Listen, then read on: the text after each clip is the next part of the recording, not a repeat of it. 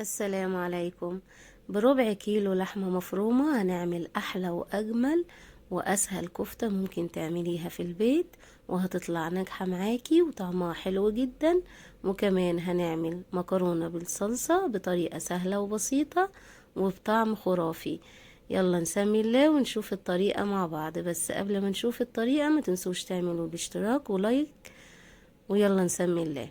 عندي هنا ربع كيلو من اللحمة المفرومة، هضيف عليه بصلاية كبيرة مفرومة فرم ناعم، وهنضيف ملح وفلفل اسود وسبع بهارات، نص معلقة صغيرة من كل حاجة، وكمان نص معلقة صغيرة من البيكنج باودر، ومعلقتين من النشا. النشا بيخلي الكفتة بتاعتنا طرية، وبيمتص اي سوائل نازلة من البصل، والبيكنج باودر بيخليها هشة وجميلة ومخليهاش تكش معانا خالص. لازم نقلبها بالشكل اللي حضراتكم شايفينه ده كويس جدا، او تعمليها وش واحد في الكبة. بس اهم حاجة ان لازم ندعكها كده كويس جدا علشان الكفتة بتاعتنا ما تفكش اثناء التسوية ويبقى شكلها حلو. دهنت ايدي زيت او مية، وبعدين هكورها بالشكل اللي حضراتكم شايفينه ده. اكيد الحجم اللي حضراتكم شايفينه انا هعملها كور كده، مش صغيرة ومش كبيرة، بحيث ان هي ما تاخدش معايا تسوية كتير تستوي معايا بسرعة، وكمان يبقى شكلها حلو. هعمل كل كمية اللحمة المفرومة اللي انا عملتها معاكم بالشكل ده، وبعدين هنركنهم على جنب. انا عملت الكمية كلها زي ما حضراتكم شايفين، وبعدين هنركنهم على جنب ونعمل بقى صلصة المكرونة الخطيرة بتاعتنا. حطيت معلقتين كبار من الزيت، وبعدين هضيف عليهم بصلاية كبيرة مفرومة بالشكل اللي حضراتكم شايفينه ده، وهبتدي اقلب البصل كويس. واول ما يبتدي ياخد معانا لون ويبقى بالشكل اللي حضراتكم شايفينه ده، اول ما يبتدي يصفر كده هجيب حوالي كيلو من الطماطم، فرمتها فرم ناعم وصفتها كويس. هنحط الطماطم بتاعتنا على البصل واسيبها تغلي، واوطي عليها النار خالص واسيبها تتسبك براحتها. هجيب مية بتغلي، وبعدين هجيب كمية المكرونة اللي هنعملها.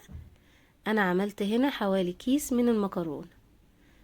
هنزل المكرونة في المية بالشكل ده، وعلشان المكرونة بتاعتك ما تلزقش في بعض نزليها في البداية بالشكل ده، وبعد كده هي هتبتدي تغلي وتبتدي بقى تنزل في الحلة عادي خالص. هسيبها بقى تستوي كويس وهصفيها. ويلا بقى نعمل الكفتة بتاعتنا. جبت طاسة، اهم حاجة ان هي تسخن كويس جدا، وحطيت فيها معلقتين كبار من الزيت، وحطيت الكور الكفتة اللي عملناها مع بعض. لازم الطاسة بتاعتنا تبقى سخنة جدا علشان الكفتة ما تنزلش مية وتكش معانا. هنديها كده صدمة، حط كمية كفتة يعني مش كتيرة، وبعد كده اسيبها دقيقتين 3، وبعد كده ابتدي اقلبها. اسيبها دقيقتين 3 زي ما حضراتكم شايفين، وبعدين ابتدي اقلبها بالشكل ده. الحركة دي بتخلي الكفتة بتاعتك ما تخسش، يعني ما تكشش خالص، وتفضل محتفظة بشكلها اللي انت عاملاه، وما تنزلش معاكي اي سوائل. هنعملها كلها بالشكل ده، وممكن تحطوها في نار في صينية وتدخلوها الفرن على طول على نار حامية جدا. برضو هتعمل بس الحركة دي حلوة جدا، بتخلي الكفتة بتاعتك متماسكة وما تنزلش اي سوائل وما تكشش معانا خالص. هعمل الكمية كلها زي ما حضراتكم شايفين. نحط حبة كفتة كده على جنب، ونبتدي بقى ننزل. يعني هعمل كمية الكفتة كلها بنفس الطريقة دي. دي من احلى واجمل الطرق اللي ممكن تعملي بيها الكفتة وما تكشش معاكي وتبقى جميلة جدا. وبعد كده بقى يعني هنعمل الكمية كلها بالشكل ده. واول ما نخلص كمية الكفتة كلها، اول ما يدوب تاخد بس لون بسيط كده وتبتدي الكفتة بتاعتنا تشد، نبتدي نقلبها بالشكل ده، ونعمل كل الكمية بنفس الطريقة. وبعد كده بقى علشان تضمني تسوية الكفتة بتاعتك كويس، تروحي حطاها في اي صينية كده وتولعي الفرن على درجة حرارة عالية، وتحطيها في اول رف من تحت. اول رف من تحت تبتدي تدخلي فيها الكفتة الجميلة دي وتسيبيها بالظبط 10 دقايق.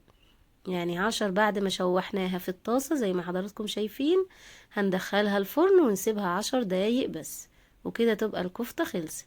يلا بقى نشوف الصلصة بتاعتنا او التسبيكة بتاعت المكرونة.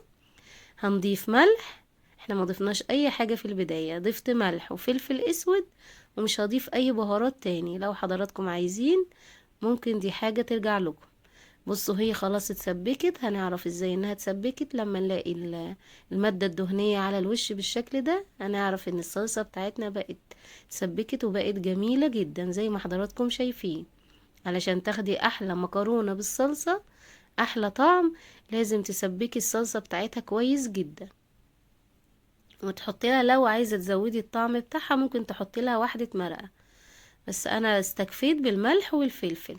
بصوا التسبيكة بتاعتها، الصلصة بتاعتها حلوة جدا وطعمها جميل جدا. وكده الكفتة بتاعتنا كمان خرجتها من الفرن بعد 10 دقايق بالظبط، يعني ما نسيبهاش في الفرن اكتر من 10 دقايق علشان ما تنشفش معانا.